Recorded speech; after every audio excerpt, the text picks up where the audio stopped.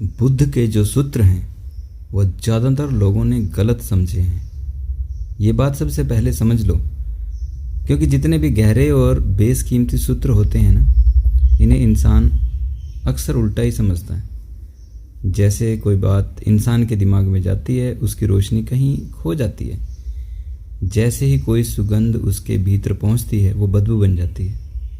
हीरे जैसी समझ भी उसके हाथों में जाकर पत्थर बन जाती है।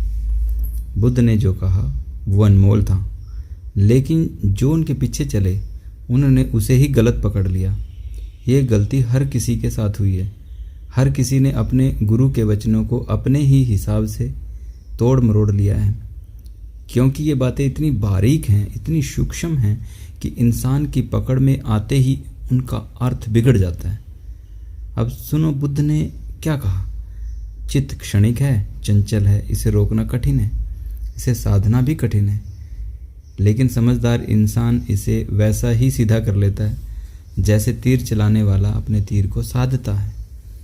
अब इसको सुनते ही लोगों ने समझ लिया कि अरे, चित्त को तो दबाना है, रोकना है, लड़ना है इससे। लेकिन बुद्ध तो सिर्फ इतना कह रहे हैं कि चित्त का स्वभाव ऐसा है, चंचल है, क्षणिक है।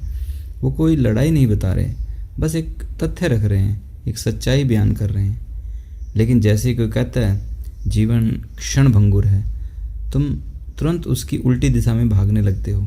ठीक है, अब मुझे कुछ ऐसा चाहिए जो क्षण भंगुर ना हो, कुछ शाश्वत, कुछ स्थायी। बस यही तुमसे भूल हो जाती है। तुमने जीवन की क्षण भंगुरता को समझा? बिल्कुल नहीं। तुमने उससे भागने की बस शुरुआत कर दी। अब एक कहानी सुनो। जापान में एक बहुत महान जैन संत हुए, बाशो। उन्होंने एक छोटी सी कविता लिखी, एक हाइकू। वो कहते हैं, जिन्होंने इंद्रधनुष देखा और उसी पल कहा जीवन क्षण भंगुर है, या पानी की बूंद को गिरते देखा और कहा देखो सब कुछ फना हो रहा है, या ओस की बूंद को सूरज में उड़ते देखा, सूरज के धूप से उड़ते देखा और कहा उदासी आ गई, ये भी गया। बस वही लोग हैं जिन्होंने सच में सच देखा। यह बात ऊपर से बुद्ध के विपरीत लगती है, लेकिन बासो तो बुद्ध के भक्त थे। उन्होंने ही बुद्ध को सही समझा। पर जब तुमसे कोई कहता है कि जीवन क्षण भंगुर है, तो तुम कहते हो ठीक है, अब इसको तो मैं छोड़ देता हूँ और शाश्वत को पकड़ लेता हूँ। लेकिन तुम जीवन को नहीं छोड़ रहे होते, तुम क्षण भंगुरता को छोड़ रहे होते हो। अब तुम्हारी लालसा और बढ़ जाती है। पहले तुम पत्थरों को हीरा समझते थे, इसलिए पकड़े हुए थे। अब किसी ने कहा अरे ये तो पत्थर हैं, तो तुमने छोड़ दिया। लेकिन अब भी तुम असली हीरे ढूंढने निकले हो, मतलब हीरे का मोह अभी भी नहीं गया, मोह बाकी रह गया। बुद्ध सिर्फ कह रहे हैं कि मन चंचल है, क्षण भंगुर है, जीवन क्षणिक है, बस इतना ही। कोई वासना मत निकाल लेना इससे, कोई साधना की स्कीम मत बना लेना, कोई भविष्य की उम्मीद मत पाल लेना, कोई अमरता का सपना मत देखने लग जाना। और जो व्यक्ति इस सत्य को देख लेता है कि चित्त क्षण भंगुर है, जीवन क्षणिक है, उसे शाश्वत का अनुभव हो जाता है। फिर उसे कुछ करना नहीं पड़ता, वो बस देखता है कि मन चंचल है और उस देखना भर से ही मन शांत हो जाता है। ऐसे मौके पर जब मन बेचैन होता है, सब कुछ जैसे बहरा होता है, एक पल में, दूसरे पल में नहीं। बस सुबह की हल्की हल्की धुंध दिखती भी है और गायब भी हो जाती है।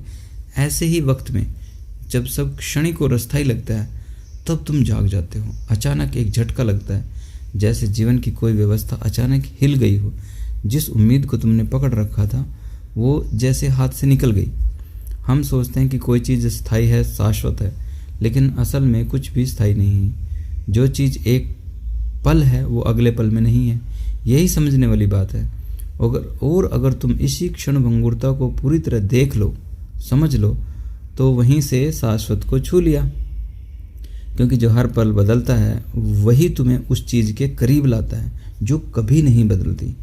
लेकिन दिक्कत यह है कि हम अस्थाई को ही स्थायी समझ बैठते हैं, यहीं उलझ जाते हैं। कोई आया और तुम्हें टोक दिया, बोला कि भागो मत, रुको, लेकिन तुमने उनकी बात का मतलब ही उल्टा ले लिया। तुमने सोचा कि चलो अब संसार की ओर नहीं भागते तो मोक्ष की ओर भागते हैं, लेकिन भागना नहीं छोड़ा, बस दिशा बदल दी।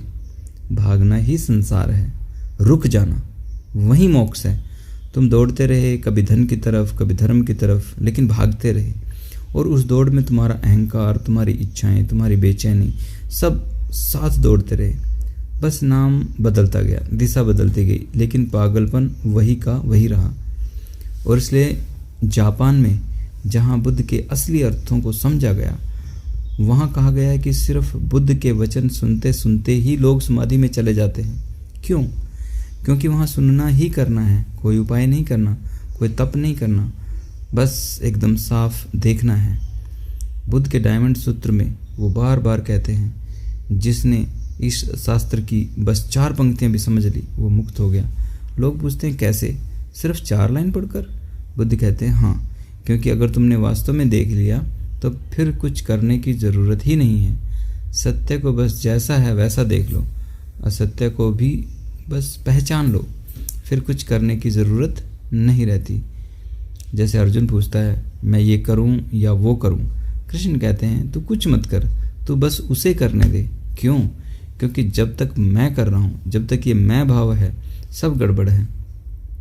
शरीर पहले भी था, आज भी है, कोई तप रहा है, कोई जल रहा है। बुद्ध कहते हैं देख लिया, समझ लिया, बस हो गया। जो करने की बात है वो ही अज्ञानता है, क्योंकि जो कर रहा है वो मन है। मन क्षणिक है, चंचल है। ये कोई थ्योरी नहीं, बस एक सच्ची उद्घोषणा है। इसे समझो, कोई साधना नहीं करनी, कोई रोकना टोकना नहीं, बस देखो, जैसा मन है वैसा देख लो। जैसे तीर अगर टेढ़ा चले तो निशाने पर नहीं लगता, वैसे ही अगर मन उलझा हुआ हो तो तुम कहीं नहीं पहुंच सकते। सीधा मन, सरल मन तभी बनता है जब तुम जैसा है वैसा ही देखना शुरू कर दो। यही ध्यान है, यही अप्रमाद है, यही सच्चा धर्म है। कोई चोर आकर कहता है मुझे ईमानदारी सिखाओ, एक झूठा आदमी आके कहता है मुझे सच बोलना सिखाओ। ये उलझन ही उलझन है, क्योंकि वो झूठा आदमी सच बोलने की कला झूठ से ही सीखेगा। एक क्रोधी आदमी कहता है मुझे शांति सिखाओ, लेकिन जब वो पूजा करेगा तो गुस्से में रहेगा। बच्चा रोया तो चिल्ला पड़ेगा मेरा ध्यान टूट गया, तो ध्यान से भी गुस्सा निकलने लग जाएगा। एक हिंसक कहेगा जब मैं अहिंसा का अभ्यास करूँगा, लेकिन उसकी हिंसा और अहिंसा दोनों ही उलझन बन जाएंगी। इसलिए अगर कामुक आदमी ब्रह्मचर्य को पकड़ने की कोशिश करता है तो और ज़्यादा उलझता चला जाता है।